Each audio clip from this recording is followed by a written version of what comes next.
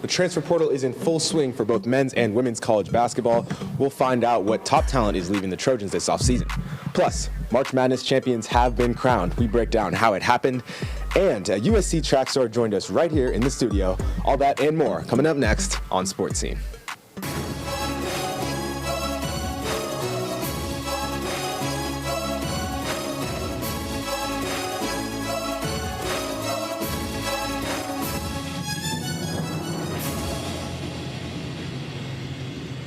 Welcome back to Sports Scene. I'm Nolan Ezett. I'm Liam Irvin. And I'm Chris Ajose Nixon. Key young talent for USC women's basketball entered the transfer portal, with freshman Avery Howell announcing her move yesterday. Howell was key off USC's bench, providing offensive relief to the starting squad. Her elite shooting from the three-point line ranked first among the Trojans last season. Kayleigh Heckel found success ripping through defenses and dishing it out to other elite scorers. Both players were on the court for about 20 minutes a game, but made their contributions known. Howell is automatic from three, as she led the Trojans, shooting 40% from deep. Heckel didn't have the ball quite as much, but she did heat up as the season advanced. We talked to Eli Kleinman, the voice of the USC women's basketball team, on where this squad goes from here. You look for post players because you lose your three post players who saw minutes last year in Rhea Marshall, Kiki Iriafen, and Clarice Akinwafa. Look, there's question marks without Juju, but when you have Kennedy Smith and Jazzy Davidson, you start off with a really good core, and you bring other players back. If Malia Samuels comes back, she's a really good defender as well, and who will be a junior. So you bring experience, and yes, you lose pieces, but I think there's a lot of excitement for what next year can be. But don't tremble, Trojans. USC landed 2025's number 3 recruit, Jazzy Davidson, as we just heard from Eli. The McDonald's All-American can do it all, averaging 29 points, 9 boards, 3 assists, and 3 steals per game in high school. Her 2,500 career high school points ranks first all-time in Class 6A girls basketball, the largest division for sports in Oregon. So we have the entrance of 1 star, and can that overpower the exit of 2 role players? Chris, let's start with you. What do you think the future holds for this squad? Yeah, I think it's going to be a lot more difficult this offseason without those 2, incoming sophomores. They were supposed to be a major part of this team, and I think you were already missing a lot of on-ball creation, obviously, with Juju. She usually fills most of that void. Without her next year, you're already missing a lot of that. Losing 2 of your starting guard wing type players, that's going to be a big loss. I do think Jazzy Davidson is going to be a great piece. She can play on and off the ball. She can get it done in transition. She can play defense. But I think the real answer is you have to look into the portal, and you're going to have to bring a couple of veterans in, starting with on the interior, losing all your minutes there, but also now in the backcourt as well. Listen, it's justified for this season to give yourselves a pat on the back, considering the run in March Madness and the tournament, getting to the same point as last year. But the simple fact is that USC's timeline is running out of time. And Juju Watkins, obviously the key piece. USC needs to win a national championship next year. That's their opportunity. I think you got to hit the portal hard. I agree with you, Chris.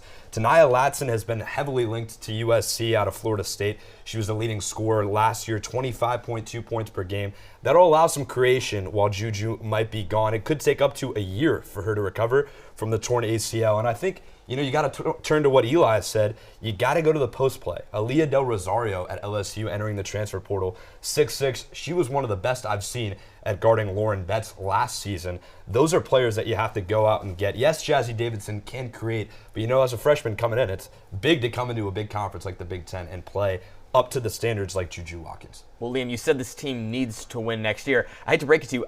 It's going to be really tough for this team to. Obviously, you lose Howell, you lose Heckel. You're also losing Iriafen, Rhea Marshall, Van Olhoffen, Akinwafa. You have 2 starters from last year. Now, Kennedy Smith, Juju Watkins, sure, you're bringing in Jazzy Davidson, but as you guys mentioned, you need to look into the transfer portal. And I think it's going to be tough to have an entirely new roster and go and win it all. But that window with Juju Watkins is 2 years, not 1. And so I think the following season, that's really going to be the year, in my opinion, that the Trojans are going to have to win. But it all starts with the transfer portal. And that transfer portal closes on April 23rd. Head coach Lindsey Gottlieb still has to protect her squad for a couple more weeks. And I'm sure she's also going to be looking to land a couple of incoming transfers as well. One team that has already been active in the transfer portal this spring is the USC men's team. Trojans will lose a major contributor in Wesley Yates III. Yates, who transferred into USC last year after redshirting for his freshman year at Washington, put up 14 points a game and shot 44% from three in his lone season as a Trojan. The portal additions for USC include 6'10 Georgetown forward Drew Fielder, who just wrapped up his sophomore year, freshman forward and Horizon Defensive Player of the Year Amarian Dickinson, and veteran wing Keontae Jones, who spent his last 2 years at CSU Northridge, in addition to another forward in Virginia freshman Jacob Kofi. USC is also bringing in talent from the high school ranks that will play a pivotal role in their upcoming season. McDonald's All-American guard Elijah Arenas, the son of Gilbert Arenas, is a 5-star recruit headed to the Galen Center next year. The score-first guard headlines a high school class that ranks within the top 25, and when you combine that with all the transfers, the USC Trojans have a top 15 class coming in. So Yates is on the way out, but plenty of talent joining the Trojans, so let's start with you, Liam. How do you evaluate the offseason for Eric Musselman? I mean, so far early, it's been pretty solid considering the recruits. I really like the addition of Dickerson, a really good interior defender. The only issue you see now is if Yates stayed this upcoming year, then you can go out and hit the portal for defensive, rebounding, big man guys, which is what I kind of think Musselman was thinking coming into this transfer portal window. But now Yates, you lose him 14 points per game, and you've got to look to the portal and get some more scores. That's the difficulty, especially if St. Thomas isn't able to get that extra year of eligibility. You're looking at a situation where Elijah Arenas might be the main leading scorer for the USC Trojans next season.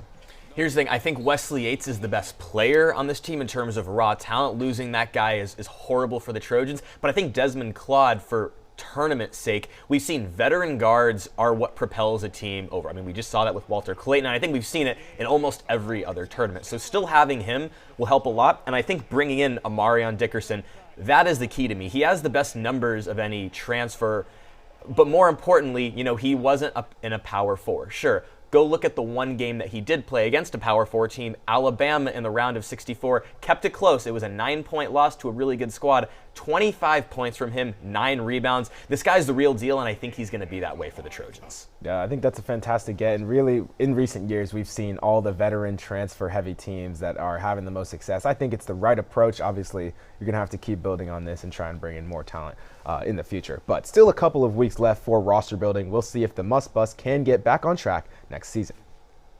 But this is a guy who already has it all figured out. Let's go to Terrence Halton to talk about this year's March Madness MVP. Well, guys, the NCAA tournament has come and gone, and one guy stood above all the rest. And of course, I'm referring to Walter Clayton Jr. of Florida. Now, Clayton Jr. had an all-time run, one of the best stretches by an individual we've seen in recent history, as he was crucial in the Gators championship run. Clayton Jr. was unstoppable for periods, hitting clutch shot after clutch shot. Now, while Clayton had an impressive regular season, his NCAA tournament run was remarkable, averaging 22.3 points and upping his field goal percentage and three-point percentage. He spoke afterward about Florida's gritty performance in the national title. Houston was guarding us great. They do a great defense out there. Obviously, everyone knows them for that. But, man, we got multiple guys on this team that can go. And tonight was one of those nights for Will, man. He done showed it multiple times this year. Never know who night it's going to be, man. And we showed that as a team. Guys, how do you think Clayton Jr.'s performance compares to other all-time individual March Madness runs? Well, I think there's other players in history that have had just as good of runs as he did until they ended up losing before the national championship. You look at guys like maybe a Steph Curry, a Zach Edey. They all had great runs. They didn't actually win it all. I think the only other guy who did what Clayton did, have great performances and be that guy who was the top performer on a championship winning team, was Kemba Walker with UConn. His numbers were very similar. He was also a veteran guard at that point, just like Walter Clayton is. I think the parallels are absolutely there, and that's exactly what Walter Clayton reminds me of. Yeah, I agree with you, Nolan. Obviously, the end goal and the measure for a championship level presence like Walter Clayton Jr. is to cut down the nets at the end of it.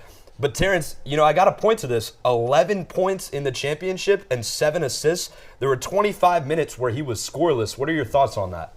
Look, Liam, you're right. He did really perform pretty bad throughout most of that game, but he turned it on when his team needed. He did it all throughout the tournament.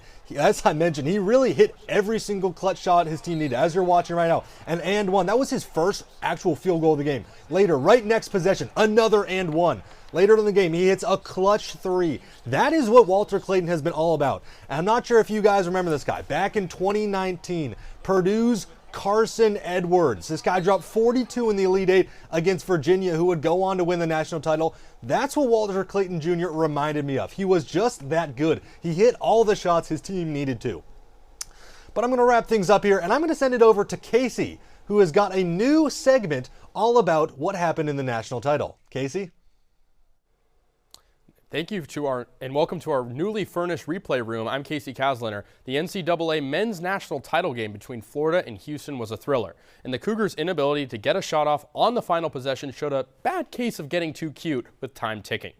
Now let's take a look at that final play. LJ Cryer taking it up for Houston, a chance to potentially win the national title game. Florida in their man-to-man defense. Cryer has 19 points at this point. They want the ball in his hands. He goes to Uzan on the right wing. He's quickly double-teamed, trying to just create some separation here. But since he's double-teamed, has to give it back to Cryer. And again, it's that Florida's stingy defense, and he has to give it to Emmanuel Sharp at this point, who is 1 for 7 from 3. So it's a kind of a long shot that he makes a shot here, but he can't get a shot. It's that Florida defense led by Walter Clayton putting the hand in his face, allowing Florida to win their 3rd ever national title. Now we take a look at the women's title game, which wasn't as close, but UConn won their 12th ever national championship in program history. Let's take a look at a play toward the end of half one.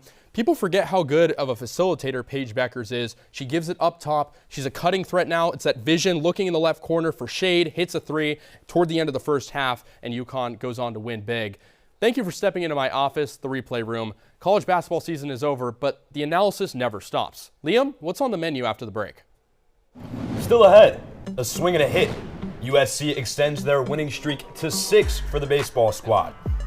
And women's lacrosse is off to the East Coast to try to close out their season on a high note and inch back into the top 25. Fushigi!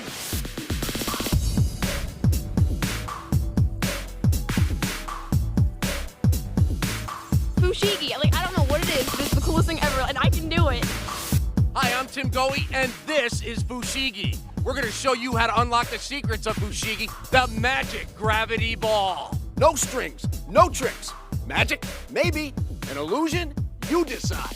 You can make Fushigi defy gravity and appear to float in midair with maneuvers like the prayer cross, the enigma, levitation, and so many more. It floats, it levitates. It will confuse the senses with its mind-blowing movements. Young or old, big or small, anyone can Fushigi from the minute they pick up the magic gravity ball. And with a little practice, you can conquer Fushigi. This is so amazing. I think it's fabulous. I get it now. Everyone loves Fushigi, and you don't have to be a magician. It's relaxing, even therapeutic. Best of all, it's just amazing. It floats. It's awesome. Fushigi. From basic maneuvers to the advanced, even control more than one Fushigi at a time. You can do this. Mystify, amaze, and confuse your friends in just minutes. Now it's your turn to master Fushigi. Fushigi. It's sick. It's so much fun. I love it. It's amazing. I love it. Me too. My grandson, he's 16, he would love one of those. I want to buy it now. Fushigi. Call now to order Fushigi. Coming off an indoor track national championship win in Indianapolis, our reporter Anthony Bottino got to sit down with a USC track star who is now pursuing a career professionally. Here's what the hurdler had to say. Hi everyone, my name's Anthony Bottino, and today I'm joined with Johnny Blockburger of USC Track. Thanks for joining me, Johnny. Thanks for having me. Yeah, and at USC you've had a pretty great career. You've set records, won championships, several conference honors, and now in your final year, your final race ever at USC, you brought home the national championship. What's that experience like for you? It was something like we've been dreaming of. A lot of guys have came and went. When I first came here, I had a lot of great teammates who were longing for this achievement. It sucks we couldn't do it with them, but the team we did it with here is just as special, Coming back, I know I'd come back for a 5th year. This makes it even more special because I'm not going to get an outdoor season, but the indoor is just as sweet. Getting to put on the national championship hat and the shirt, and then even right now, we all get into individual miniature trophies. I'm about to go pick up right after this, so I'm really excited. Yeah, and now are you kind of in a mentorship, leadership role because you're still practicing with the team, but you're not racing. So what's your role on the team right now? My role on the team is still just to be around. I get to compete or practice with my teammates still, so I see myself as more of like a hands-on demonstrator, you know, like, all right, guys, if we want to do repeat 200s at 25-second pace, you know, I'll lead these and, you know, I'll set the pace for us and you guys just follow, so we kind of get the feel for it. So it's good to like still be like an assistant coach, but also still kind of help out. Now, as we mentioned, you no longer have NCAA eligibility. So what does the future hold for Johnny Blockburger? Yes, I'm still competing unattached, which is just as fun. You know, I get the same itinerary as the teammates, you know, I used to compete with. You know, I still catch the same flight, stay at the same hotel. I just don't get to wear the nice, you know, red and gold. Get my own little black kit now. It's just basic, but still competing. I'll be at Mount Sac in 2 weeks. I might do like a meet in Arizona just for the fun of it, go back to my hometown, see some friends. And then it's a longer year for World Trials. That's going to be, I think, in, I want to say like late July, early August, and then actual World Championships is going to be in Tokyo in September. So it's a full actual year of training, August to August. Well, thank you so much for joining me, Johnny. It's great to have you, and I wish you all the best in the future. Thank you for having me. Of course, thank you. National champion Johnny Blockburger's USC career may be over, but it sounds like his season is just getting started. Grace, what's on the highlight reel for the Trojans this week? Well, I know I'm happy to be back with you guys this Wednesday, but I'm especially excited to be breaking down USC's top 3 plays of this week. Starting off strong with USC Baseball's Dean Carpentier hitting a walk-off single to sweep Ohio State 10-9. Bottom of the 9th, 1 out left, Braden Dowd tied the game with a solo homer, and Carpentier finished the job with bases loaded. The dramatic victory marks the Trojans' first Big Ten sweep as they improved to 20-11 on the season. Next up, it's a block party for redshirt sophomore Riley Hain. The outside hitter picked up a solo block straight to the face in their matchup against number 8 Pepperdine. USC ultimately went 1-1 on the series, breaking their 10-game winning streak, but with defensive moves like that, it's clear why the Trojans led the NCAA in blocks per set. And last but not least, we take a look at USC Beach Volleyball's Madison White diving for the save with Zoe Henson setting her up for the roll shot kill. The #1 duo opened the weekend with a 3-set win over the 4th-ranked Stanford Cardinal. Henson and White's 4-0 performance last weekend earned them the MPSF Molten Pair of the Week, the first ever USC pair to get this honor.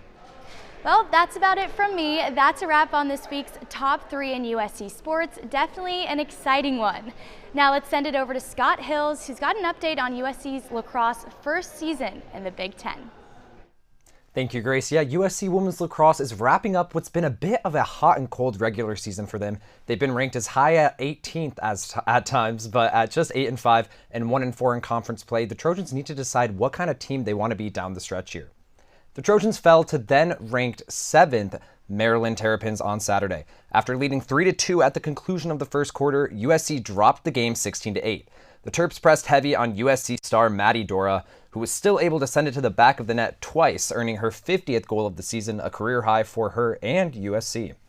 This was USC's 4th conference loss this season, their only Big Ten win coming against then-ranked 19th Ohio State on March 23rd. They've dropped other Big Ten games against Johns Hopkins, Michigan, and Northwestern. Granted, Big Ten lacrosse is no joke, with all 3 of USC's conference losses being teams in the top 25. Sitting at 8-5 right now, the Trojans will have a chance to improve their record with the lighter portion of their conference play still to come against Rutgers tomorrow afternoon, and then Penn State on Sunday and Oregon next weekend. The Big Ten Conference Tournament will take place beginning on April 23rd. So, despite their struggles against Big Ten Conference powerhouses at times, this is a team led by Maddie Dora and Isabel Vitale that will have a chance to avenge their woes in their upcoming 3 regular season games ahead of postseason play. Well, I don't know about you, but I'm dying to hear more about USC baseball after that walk-off win last weekend. What do you have for us, Liam? That's right, Scott. USC baseball came out swinging this weekend. After a 5-3 win on Friday over Ohio State and a 12-9 win on Saturday, Sunday called for some late-game heroics. Bases loaded, 2 outs, and a 9-9 tie. Give it a listen. Carpentier wants to be the hero. That one dribbled to right field, base hit, ball game. USC has come from behind with 2 outs, and the Trojans get their first Big Ten sweep. But the Trojans weren't done just yet. First inning yesterday, and Jack Basir splits the gap to drive in 1 run easily. Maximo Martinez testing his luck all the way from first. He slides in safely, and the bats just simply stayed hot. Fresh off the series over Ohio State, Avery Covarrubias way back to left field. See you later. A 3-run shot for Avery. He had 5 RBIs in this one. The Trojans displaying some good defense. Next up, they keep their bats hot and move their record to 21-11 with the win over LMU. Well, next up, a 3-game series at Penn State starting Friday in Pennsylvania. The Nittany Lions will enter with a 21-10 record, boasting 9 wins and 6 losses in conference play. Now we'll send it over to Thomas and Terrence so they can fight it out over their Trojans of the week. Welcome into my third to last sports scene of my career. Bring out the tissues because it's time for my John Cena farewell tour. My name is Thomas Johnson alongside Terrence Holton. I'm going to choose someone who played against some top-tier competition. Let's go over to Catherine Park of USC Women's Golf. The junior competed at the Augusta National Women's Amateur, finishing top 5 at the hardest golf course in the country. And to top it all off, she finished with 2 eagles on the final day to reach 8 under par for the tournament. Well, for my Trojan of the Week, it's not quite as majestic as Augusta National Golf Course, but we head out to Great Park in Irvine, where Bryce Martin Gretzelanek helped USC baseball pull off its first sweep in Big Ten play. BMG led the Trojans in hits with 6 RBIs, 4 runs scored, 2 home runs, 9 assists, and in the final game against Ohio State, it was his 3-run home run that helped USC pull away in the 5th inning. Now, Thomas, I'd like you to go first for this one. You mentioned it's your third to last show. I got to let you go as many times as possible. Well, I'm going to have to call you a hypocrite right out of the box because I remember last week when I chose Ethan Hedges. You asked me the question of what Indiana's record was, which is the team that USC baseball played. So I'm gonna ask you, You're right there, pal. You're right. Choke on your words a little bit. A little worried about the competition. I'm gonna ask, what's Ohio State's baseball record? You know, I'm not gonna get into the finer details. No, just tell me the record. No, I'm not gonna get into the final Answer the details. question. No, Answer the that's question. all right. I think you want to answer that question. Yeah, because they're 8-20 and 2-10 in Big Ten play. They have 2 conference wins. They haven't been fantastic, but I think we need to measure that up of what USC has been. They haven't had the best year for baseball. But if you're going to say that, how was my pick as Ethan Hedges last week? How is this any different? It's actually worse because Indiana had a winning record. And Ohio State is 12 games under 500. You know, you make a fair argument, and I will give you that point there. I just think, as someone who is more helpful overall to their team, it's Bryce Martin Gretzelanek. You know, Catherine Park has been fantastic. As I just checked the live stats of today, USC is in, I think, 2nd or 3rd behind Northwestern.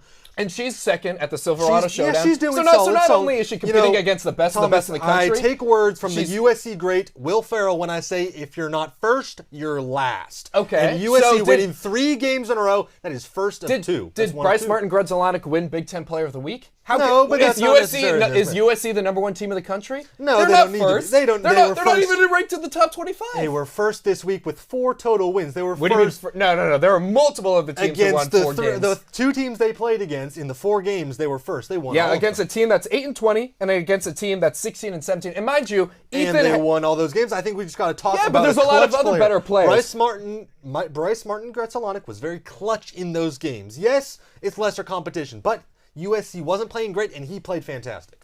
USC scored so many runs. Talk about Ethan. Final argument. Ethan Hedges had the same amount of hits, more runs, more walks, fewer strikeouts, fewer errors in the field. Bryce Martin Gretzelanek was not the Trojan of the week. Not even the best player on his team. We're being told to move on. I'd like to rebuttal that, but we're being told to move on. And Thomas, I'm going to miss you next week. You're not going to be here. I fear I may have to debate Casey Kasliner.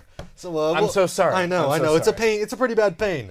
But coming up, the guys will discuss the firing of Mike Malone, the Denver Nuggets head coach who was recently let go right before the playoffs. And the Lake Show is rolling. They're on an attempt to earn that number 2 or 3 seed in the vaunted Western Conference. I've replaced your shoelaces with fruit by the foot. So you did. I replaced your fingers with fruit by the foot. Bravo. I replaced your bones with fruit by the foot. Indeed you have. I replaced your guitar strings with fruit by the foot. Seems like a step backwards, but alright. I replaced your DNA with fruit by the foot. That would be end the game, my friend. Fruit by the foot. Fruit-flavored snack. Are you guilty of driving while talking on your cell phone? Hi, Billy Mays here for the Jupiter Jack. The most convenient hands-free device for any cell phone, guaranteed. Plug it into any phone and mount it on the dash. Preset your radio to 99.3 FM and you're ready to go. Jupiter Jack transmits quality sound through the speakers in your car. Instead of hearing music, you hear the other person. No plugs, no wires, no hands. Call now and get the Jupiter Jack for just $40. Order right now and we'll cut the price in half. You'll get the Jupiter Jack for only $19.99. As a bonus, we'll also include the Jupiter Jack phone mount. It mounts easily and adjusts to fit any shape or size phone. Just pay separate shipping and handling. That means you get the Jupiter Jack and the phone mount, a huge value, all for just $19.99. Have your credit card ready and call 1-800-346-5231. But call now. We're giving away a bonus dashboard mount with all of today's orders. So call 1-800-346-5231. Call now. Welcome back to Sports Scene. Shocking news out of Denver yesterday after a playoff exit last year and a roller coaster season so far. The Nuggets have officially parted ways with head coach Mike Malone. The man who was hired in 2015 in the first 4 seasons with the squad led them to the first playoff berth in 6 seasons for the franchise. The following season, they became the first team in NBA history to overcome multiple 3-1 deficits. And of course, the next season, Denver won their first NBA Finals in 47 years. Malone's resume includes a 2023 NBA championship, as mentioned, the first title in 47 years, and the winningest coach in Denver Nuggets history at 471 wins and 327 losses. If that wasn't enough, Malone also has been the only coach for 3-time MVP Nikola Jokic. So Chris, obviously an interesting decision breaking from Denver. Do you think the Mike Malone firing was the right move for Denver's success long term? Well, I mean, obviously short term, I'm pretty sure we all don't feel too great about a team going into the playoffs, firing its coach 3 games before the end of the regular season. But long term, I still don't like the move. I don't think it was the problem in Denver. Clearly, they don't play enough defense, and you could put some of that on the coach that he doesn't have them putting in the right amount of effort. But I think it's the roster. I don't think they have the guys right now. I think they've continued to lose some of their guys over the last few years, and they're just not the same roster that they were 2 years ago. I mean, you mentioned it. The timing is obviously awful. You never want to fire your coach right before the playoffs. The other part of the timing, though, is not just the future, it's the past. So, people are speculating the reason they fired him because they lost 4 in a row. Those teams, the Timberwolves, the Spurs, the Warriors, and the Pacers, 3 of those teams rank very solidly around the NBA. Collectively, they have a record of 169 wins, 138 losses. These are good teams they lost to. You never want to lose 4 in a row, but if there's any team that's acceptable, it's that right there. I don't understand the timing one bit. Well, regardless of the decision, the Nuggets sit at 4th in the Western Conference currently with 47 wins and 32 losses, and the playoffs just 3 games away. Speaking of the playoffs, we bring in Daniel Palmore for more on 2 other Western Conference teams and their outlook for the upcoming postseason. Daniel, what do you got? Thanks, Liam. Yeah, the postseason is right around the corner, and the Lakers are doing everything they can to avoid the play-in tournament. LeBron, Luka, and the Lake Show are coming off a tough loss to the OKC Thunder in which Shai Gilgeous-Alexander scored 42 points. Doncic was ejected in the 4th quarter after picking up his 2nd technical foul, and OKC outscored the Lakers 29-12 the rest of the way. And on the other side of town, the Clippers are on fire and have won 5 straight games. Last night, they beat the San Antonio Spurs to move to 8-2 in their last 10, and they round out the regular season with games against the Rockets, Kings, and Warriors. The Thunder and Rockets are the only teams in the Western Conference that have officially clinched a playoff spot. The Clippers, Nuggets, Warriors, and Grizzlies all sit at 47 and 32 as the standings could change dramatically as the regular season comes to a close. And the Lakers have a big game tonight in Dallas as Luka will play there for the first time since the trade, and LeBron and Anthony Davis will face off as opponents for the first time since 2019. And that's all I have for the NBA. Now let's switch gears to the NFL for some updates on the LA Rams.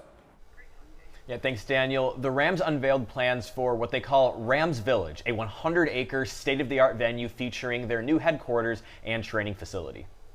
The project will be built in Woodland Hills over the next 10 years and could cost up to $10 billion. The plans include a room for 2,500 spectators at the practice facility. Even more unique, though, are the 2 indoor performance venues for various entertainment offerings. A very large sum of money will be spent on a project that encompasses the entire community. I want to ask you guys, considering this is an NFL team, is this money well spent? The issue that I've had so far with the LA Rams is they haven't built their culture like the Dodgers and Lakers have, and I think this is a move that could do so. You got to be all for advocating for teams spending as much money as possible and prioritizing their players and community around the team. I'm sure they're going to figure out how to make money off of it, but I'll say that some of the teams in that report card at the end of the year that had the best facilities last year, the Browns, the Dolphins, the Jaguars, and the Bears, I don't know if it'll have that much of an impact on the field. I doubt it will, but if it fosters a stronger team culture, I guess, Liam, to your point, that's all they're really looking for at this point. Now, this is likely to be a beautiful 100-acre lot, but you certainly can't expect to see it anytime before you graduate because the project is expected to be completed around 2035. That's it that we have for you guys this week on Sports Scene. Hope to see you next week. I'm Nolan Ezett. I'm Liam Irvin. And I'm Chris Jose Nixon.